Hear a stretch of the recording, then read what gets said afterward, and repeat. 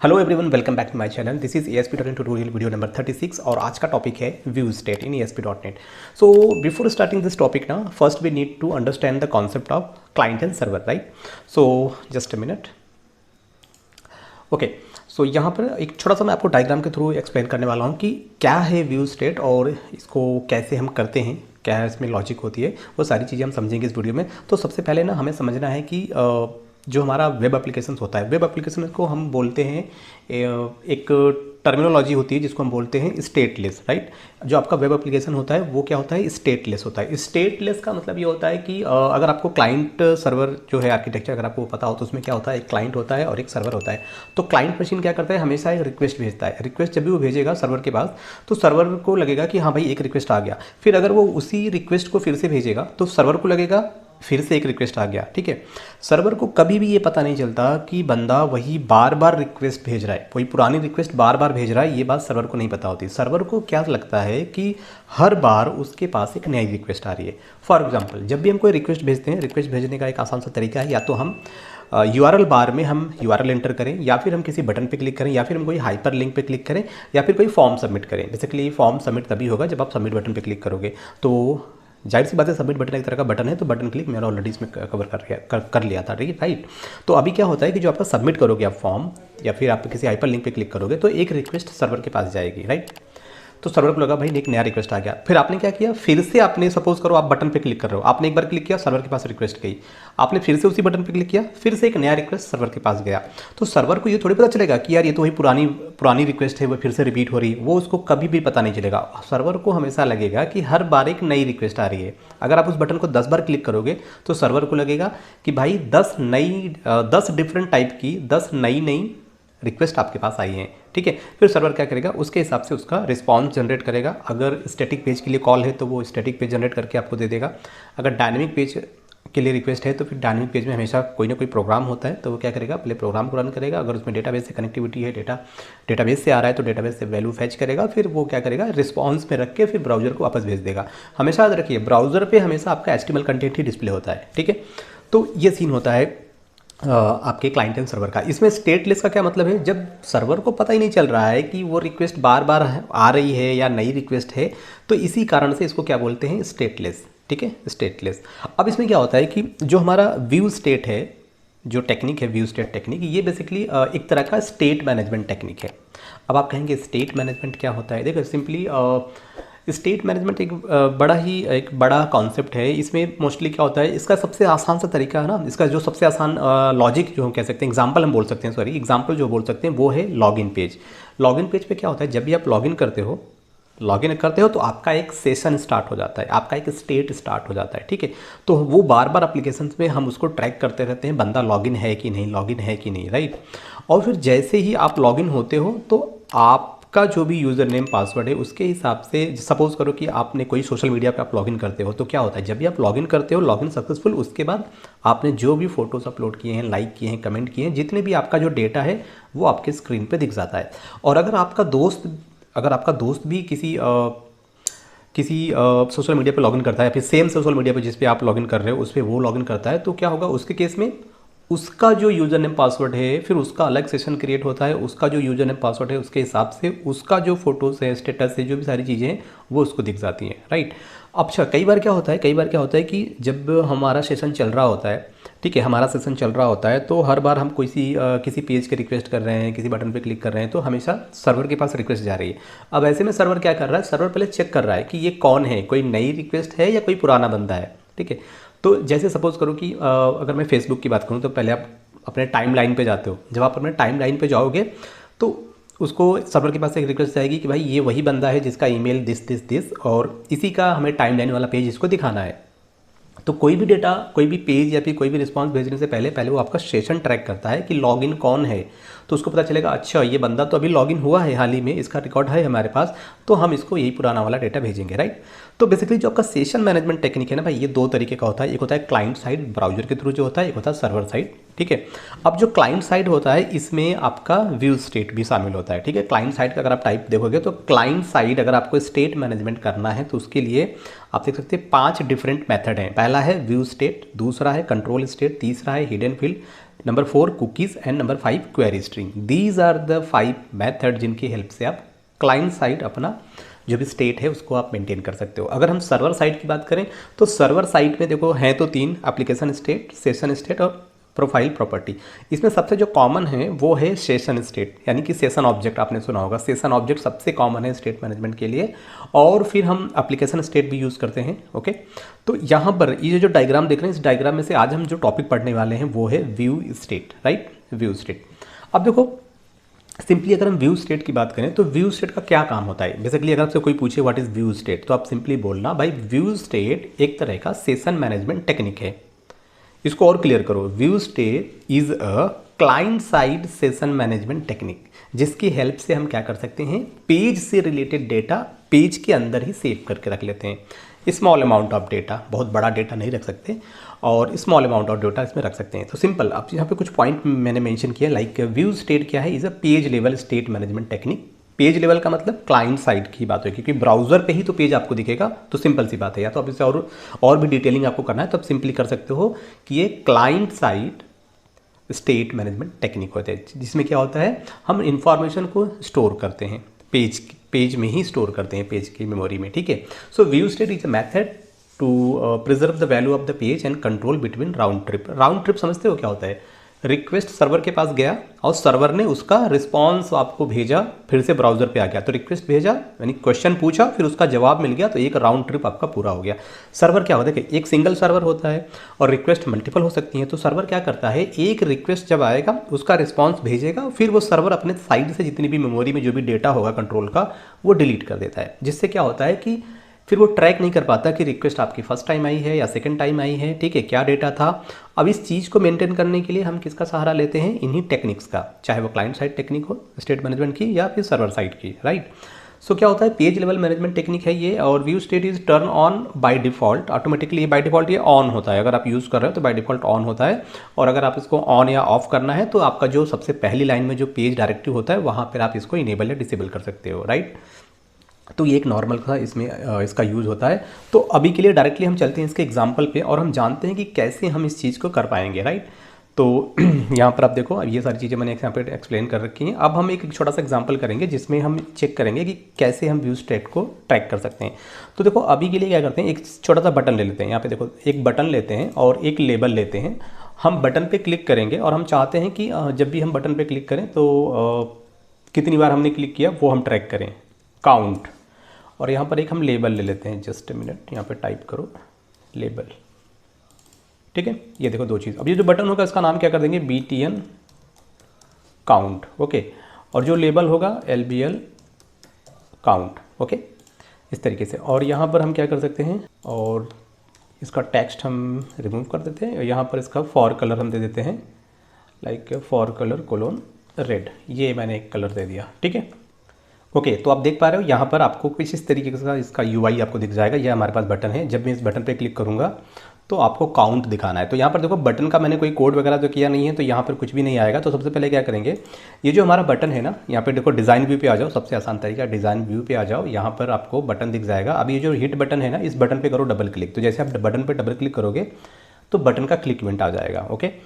यहाँ पे देखो ये बटन का क्लिक इवेंट है, ये पेज का लोड इवेंट है। देखो हमें क्या चाहिए, हमें एक वेरिएबल चाहिए। तो वेरिएबल हमेशा कहाँ बनाएंगे, यहाँ पे सबसे टॉप पे आएंगे, यहाँ पर एक वेरिएबल बनाएंगे, इंटीजर टाइप का वेरिएबल, इसका नाम देंगे काउंट, ओके। और इनिशियली आप इसमें 0 आप स्टोर कर सकते हो, ओके। अब देखो, अब यहाँ पर क्या करेंगे, जब भी आप बटन पे क्लिक करोगे तो क्या लिखोगे आप, count plus equal to 1, okay. फिर हमारे पास जो लेबल है ना, LBL काउंट डॉट टेक्स्ट। अब काउंट में हम क्या करेंगे, डबल कोटेशन में इसमें हम देंगे हिट काउंट, और यहाँ पर क्या करेंगे, हम एक प्लस लगा के हमारा जो वेरिएबल है काउंट उसको हम यहाँ पे प्रिंट कर देंगे, ठीक है। ठीक है, अभी हम इस पेज को करते हैं, रन करेंगे फिर से ब्राउज़र में, ओके। तो अभी आप देखो यहाँ पे मैंने बटन पे क्लिक किया, तो जैसे क्लिक किया तो कह रहा है हिट काउंट की वैल्यू 1 हो गई है, ओके, यहाँ पे देखो हिट काउंट की वैल्यू क्या हो गई, 1 हो गई। फिर मैंने इस पर क्लिक किया,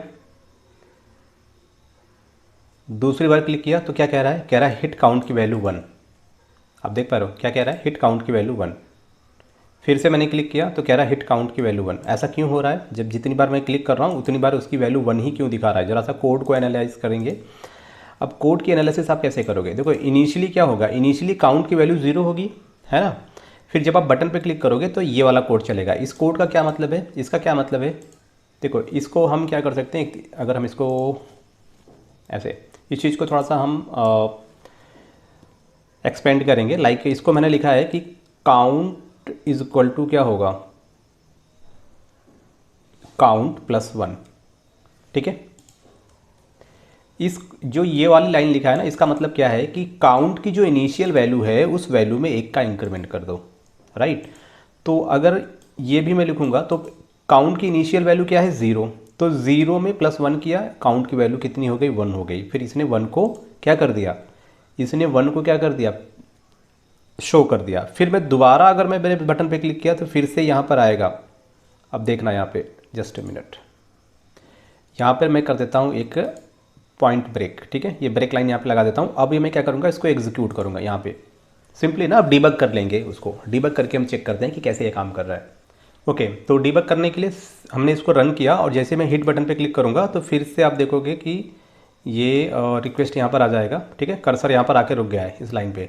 अब इस लाइन में क्या है, काउंट की वैल्यू 0 है, इसमें प्लस 1 का इंक्रीमेंट करेंगे। तो अभी क्या करेंगे यहाँ पे, इस पे मैंने क्लिक किया स्टेप इन्फो 11, या फिर आप F11 प्रेस कर सकते हो कीबोर्ड से, ठीक है। जैसे मैंने यहाँ पे किया तो काउंट की वैल्यू 0 थी और इसमें प्लस 1 का इंक्रीमेंट हुआ। अब ये क्या हो गया, 1 हो गया। अभी यहाँ पे क्या करेगा, ये लेबल में जाके 1 की वैल्यू शो कर देगा। ओके, नेक्स्ट, यहाँ पे देखो अभी इसने क्या किया, काउंट में 1 शो कर दिया, राइट। अभी मैं क्या करूँगा, फिर से मैं क्लिक करूँगा। मैंने फिर से इस बटन पे क्लिक किया तो अभी ये फिर से यहाँ पर आ गया, ठीक है। फिर से यहाँ पर आ गया, ये क्या हो रहा है, यहाँ पे फिर से इनिशियलाइज होगा। आई की काउंट की वैल्यू 0, यहाँ पर आ जाओ इंटीजर, ठीक है। अभी आएगा पेज के लोड इवेंट पे, देन अभी यहाँ पर आ गया। अभी यहाँ पर देखोगे काउंट की वैल्यू फिर से 0, ओके। तो ये क्या करेगा, नेक्स्ट, फिर से आपका वो हर बार क्या करेगा, आपको 1 ही शो करेगा, क्योंकि जितनी बार आप क्लिक करोगे फिर से पूरा पेज रीलोड होगा, फिर से काउंट की वैल्यू 0 साइन की जाएगी एंड देन आपको फिर से 1 ही मिलेगा आउटपुट। तो यार ये तो दिक्कत है, अगर मैंने 3 बार क्लिक किया है तो इस काउंट की value should be 3, right.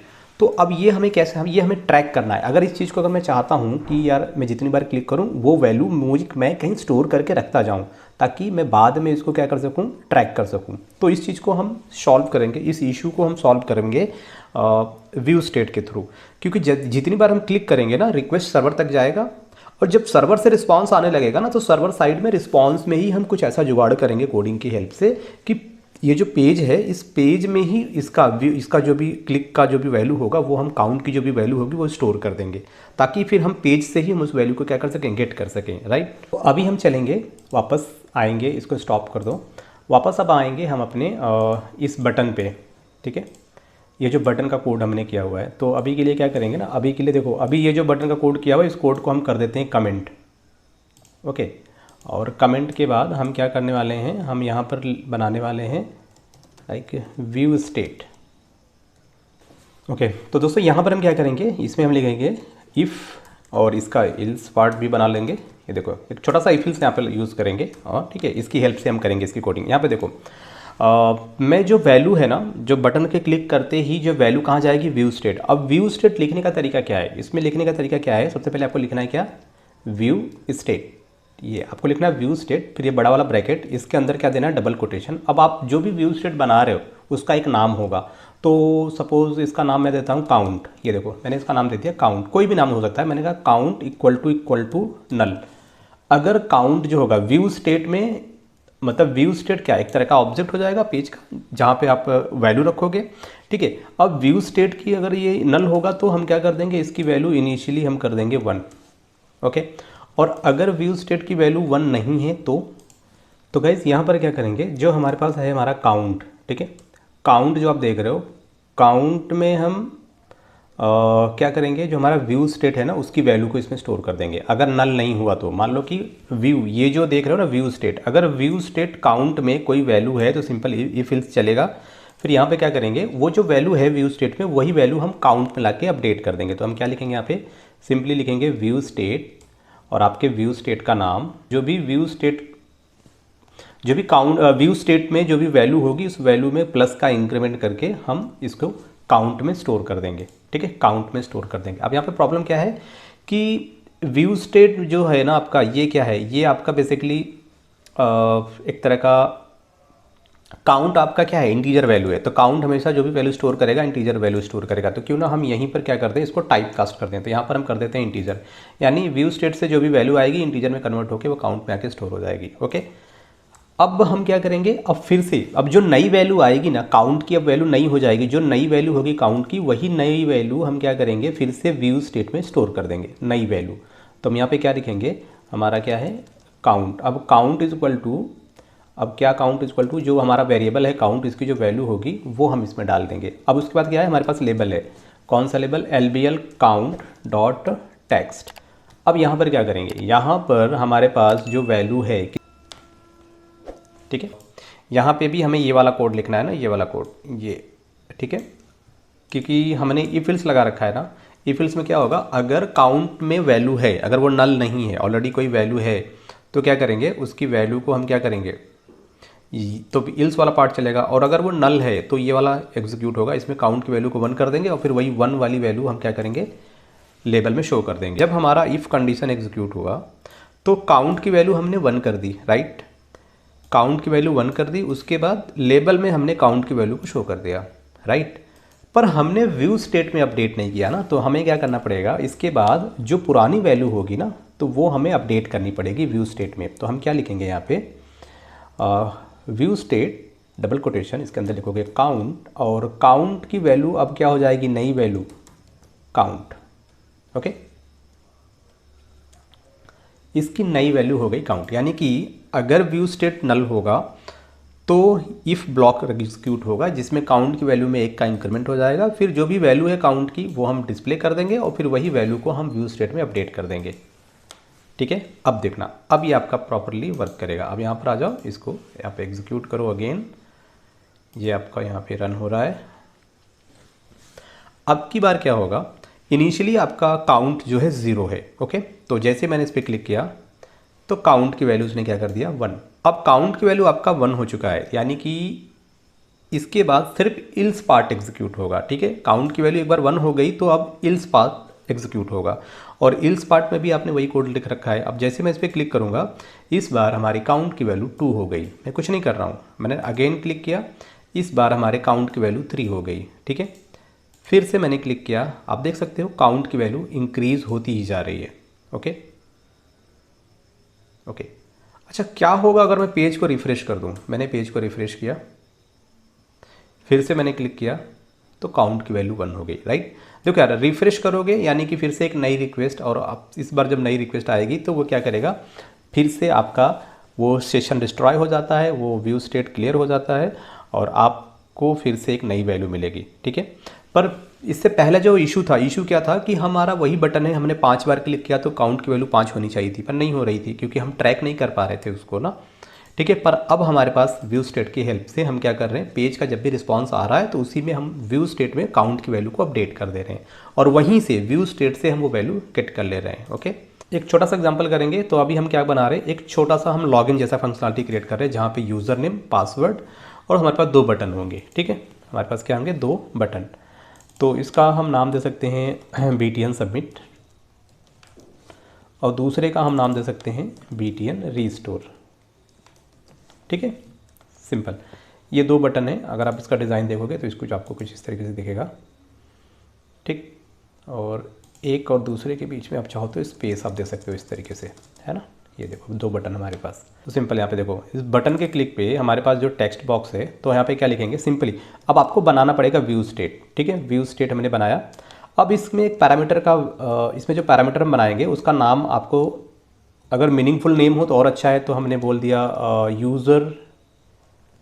User ID। ठीक है, एक ये हो जाएगा। इसकी वैल्यू कहाँ से आएगी, आपका टेक्स्ट बॉक्स 1 है, ठीक है, टेक्स्ट बॉक्स 1 डॉट टेक्स्ट से आ जाएगी। अब इसी को कॉपी कर लो आप, ठीक है, इसी को मैंने कर लिया कॉपी। अब दूसरा आपका क्या है, यहाँ पे पासवर्ड होगा, अब ये आएगा टेक्स्ट बॉक्स 2 से, ओके। इसके बाद क्या करेंगे हम, जो हमारे पास टेक्स्ट बॉक्स है, text box 1 dot text equal to, यहाँ पे लिखेंगे text box 2 dot text equal to string dot empty, ठीक है। इस तरीके से क्या होगा कि पहले ये इम्पटी वैल्यू टेक्स्ट बॉक्स 2 में आएगी और जो वैल्यू टेक्स्ट बॉक्स 2 का होगा वही टेक्स्ट बॉक्स 1 में असाइन हो जाएगा,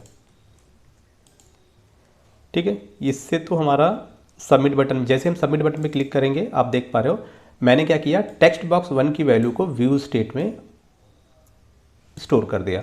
तो व्यू स्टेट में कैसे लिखते हैं आप पता है आपको, ये आपका पैरामीटर है, आपको देना ही देना है, जरूरी नहीं आप यूजर आईडी लिखो, आप कोई भी मनचाहा यहाँ पे नाम दे सकते हो, ABCD, कुछ हेक्साडेसिमल, कुछ न्यूमेरिकल, कुछ भी आप दे सकते हो, ठीक है। अभी हमारे पास दूसरा बटन है रीस्टोर। मैं चाहता हूँ जब भी मैं रीस्टोर पे क्लिक करूँ तो जो भी टेक्स्ट बॉक्स की वैल्यू थी, यूजर नेम पासवर्ड की वैल्यू, जो व्यू स्टेट में स्टोर है, वहाँ से हम उसको फेच करके फिर से टेक्स्ट बॉक्स में शो कर देंगे। अब इसी चीज़ को कॉपी कर लो, देखो इसी चीज़ को कॉपी करके यहाँ पे पेस्ट कर दो, या फिर सिंपली हम क्या लिखेंगे, सबसे पहले हमारे पास एक टेक्स्ट बॉक्स है ना, टेक्स्ट बॉक्स 1 डॉट टेक्स्ट। अब टेक्स्ट बॉक्स 1 की वैल्यू कहाँ से आएगी, मैंने बोला टेक्स्ट बॉक्स 1 यूज़र नेम के लिए है, तो मैंने बोला यूज़र नेम से आएगी, ठीक है। फिर हमारी दूसरी वैल्यू कहाँ से आएगी, ये आएगी आपके टेक्स्ट बॉक्स 2 से, टेक्स्ट बॉक्स 2 डॉट टेक्स्ट। अब यहाँ पर इसकी वैल्यू कहाँ से आएगी, फिर से आप लिखोगे व्यू स्टेट, और आपके व्यू स्टेट का जो भी नाम था, क्या नाम था, PWD। अब यहाँ पे देखो ये तो एरर बता रहा है ना, एरर बता रहा है, ठीक है, क्योंकि टेक्स्ट बॉक्स हमेशा स्ट्रिंग टाइप की वैल्यू को हैंडल करता है, पर ये स्ट्रिंग टाइप की वैल्यू है क्या, नहीं, ये स्ट्रिंग टाइप की वैल्यू बिल्कुल नहीं, ये ऑब्जेक्ट टाइप की वैल्यू है, ठीक है। व्हाट इज दिस, ये पूरा ऑब्जेक्ट टाइप की वैल्यू है, फिर इस वैल्यू को हमें टाइप कास्ट करना होगा। तो स्ट्रिंग में करने के लिए आपके पास दो तरीके, एक तरीका तो ये है कि यहाँ पर सिंपली लिख दो स्ट्रिंग, ठीक है, एक तो इससे काम बन जाएगा, और एक तरीका क्या है कि आप एक डॉट लास्ट में डॉट टू स्ट्रिंग कर दो ऐसे, ठीक है, इन दोनों से काम बन जाएगा। और एक तरीका और है, आप चाहो ना, आप चाहो तो इसी चीज़ को आप ऐसे कर सकते हो, इसी को कॉपी कर लो और यहाँ से इसको हटा दो, ये इसको आपने हटा दिया। अब आप क्या करोगे, यहाँ पर देखो करो डबल कोटेशन, यहाँ पे प्लस कर दो, ये देखो, ठीक है। यहाँ पे क्या हो रहा है, ये तो स्ट्रिंग वैल्यू है, स्ट्रिंग वैल्यू के साथ ऑब्जेक्ट वैल्यू को करोगे तो सिंपली वो स्ट्रिंग वैल्यू ही बनेगा, ये पूरा का पूरा लाइन आपका स्ट्रिंग हो गया, ठीक है। ये तीनों तरीके सही हैं किसी भी नॉन स्ट्रिंग वैल्यू को स्ट्रिंग में कन्वर्ट करने के लिए, ठीक है। अभी क्या करेंगे, अभी वापस हम इस पेज को रन करते हैं, यहाँ पे देखो इसको मैंने किया रन।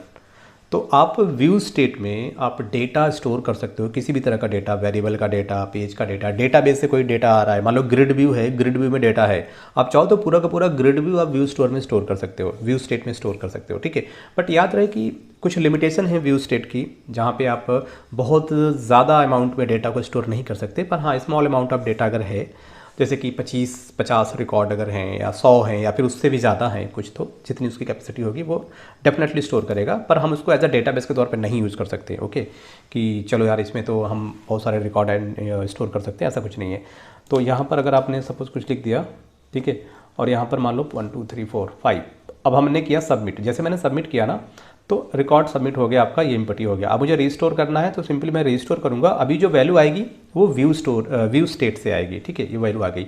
अभी क्या करते हैं, इस पर राइट क्लिक करो, राइट क्लिक करके जरा सा हम पेज का सोर्स देखते हैं। अब इसमें देखो पेज का सोर्स आप देखो, पेज का जब आप सोर्स देखते हो ना तो यहाँ पर एक चीज़ आपको दिखाई देती है, हिडन फील्ड, ये देखो हिडन फील्ड दिख रहा है, इसमें नेम, व्यू स्टेट, ओके। अब यहाँ पर देखो कुछ की है, कुछ वैल्यू है, ओके, ये दिख रहा है, ये पूरा का पूरा आपको एक हिडन फील्ड आपको दिख जा रहा है, ये इसकी वैल्यू है ये, और इसकी वैल्यू है ये, ओके। तो इसका क्या मतलब हुआ, इसका क्या मतलब हुआ, अब इसमें कितने व्यू स्टेट हैं, एक देखो ये है जब बटन के क्लिक पे आप कर रहे थे, ये उसका है, और ये है आपके दो टेक्स्ट बॉक्स जो हैं ये उनका है, ठीक है, यूजर नेम पासवर्ड का।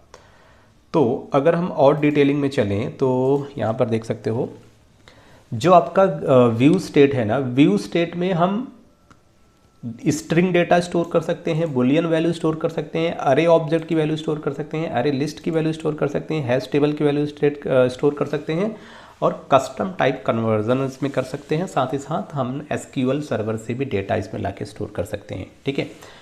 अब इसके एडवांटेज की अगर हम बात करें तो भैया इसको बनाना बड़ा आसान है, इजी टू इम्प्लीमेंट, किसी भी डेटाबेस की ज़रूरत नहीं है। अब स्मॉल अमाउंट ऑफ डेटा आप इसी में रख सकते हो, ठीक है। नो सर्वर रिक्वायर, सर्वर की ज़रूरत नहीं है। View state is containing in A structure with in the page load. तो बेसिकली देखो सिंपली अगर आपने व्यू स्टेट आपने यूज़ कर लिया, ठीक है, तो वो जब तक आपका पेज चलता रहेगा तब तक वो डेटा उसमें पड़ा रहेगा, ठीक है।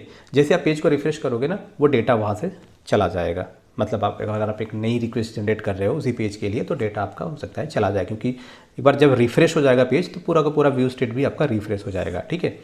तो ये एक छोटा सा इसमें डिसएडवांटेज है। और भी डिसएडवांटेज क्या है इसमें, रिस्क है। रिस्क का क्या मतलब है, जो भी इंफॉर्मेशन होगा व्यू स्टेट का can be seen in page output source directive. You can manually encrypt and decrypt the content in a hidden field.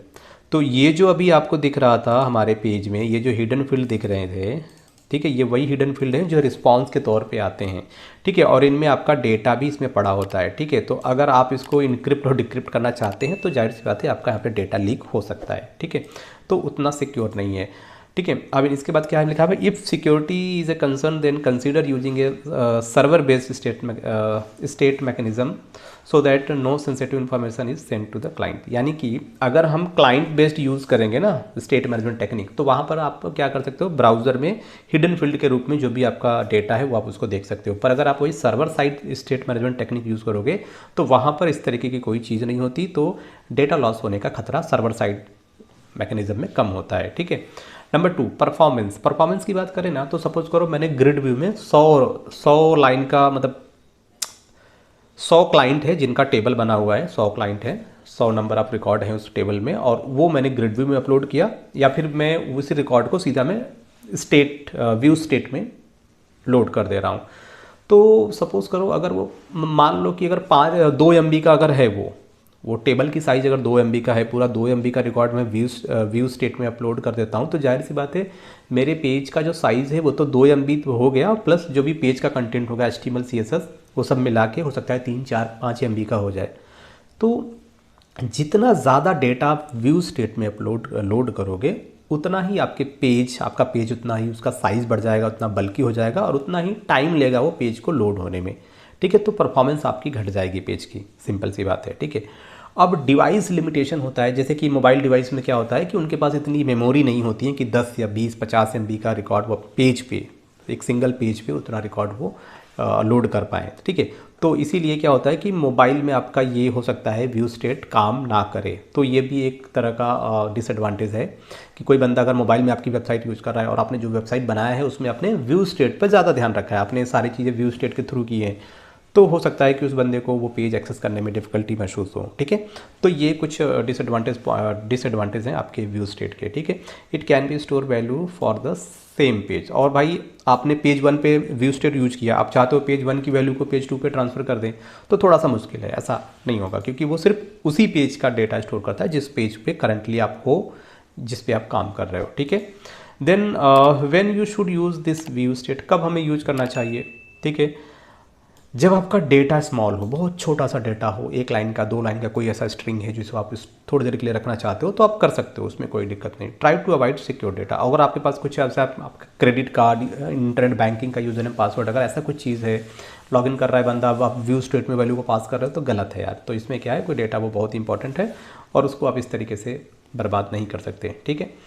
तो ये एक छोटा सा एक मैं आपको डायग्राम दिखाना चाहता हूँ रिक्वेस्ट का। जब भी क्लाइंट रिक्वेस्ट भेजता है तो छोटी छोटी चीज़ें बीच में होती है, जैसे कि आपका बीइंग रिक्वेस्ट यहाँ से स्टार्ट होता है, फिर आप उस रिक्वेस्ट को ऑथेंटिकेट करते हो, फिर ऑथराइज करते हो, फिर एक बार प्री रिक्वेस्ट हैंडलर एग्जीक्यूट होता है, फिर हैंडलर 1 के थ्रू गुजरता है, फिर पोस्ट रिक्वेस्ट हैंडलर के थ्रू गुजरता है, फिर इंड रिक्वेस्ट, एंड देन वो आपका एक्सपीएक्स पेज तैयार करता है। तो बहुत सारी चीज़ें होती हैं एक रिक्वेस्ट पाइपलाइन के अंदर, ठीक है। तो आई होप कि आपको इस वीडियो में काफ़ी कुछ सीखने को मिल गया होगा व्यू स्टेट के थ्रू। तो आने वाले वीडियो में जब हम डेटाबेस पे आएंगे तो मैं आपको बताऊंगा कि व्यू स्टेट में डेटाबेस से वैल्यू कैसे स्टोर करते हैं। तो ये भी एक पॉइंट रहेगा, वो आने वाली वीडियो में आपको दिख जाएगा, ठीक है। तो अभी के लिए बस इतना ही, वीडियो को करते हैं ये पे समाप्त, मिलते हैं नेक्स्ट वीडियो में, तब तक के लिए guys take care, bye bye.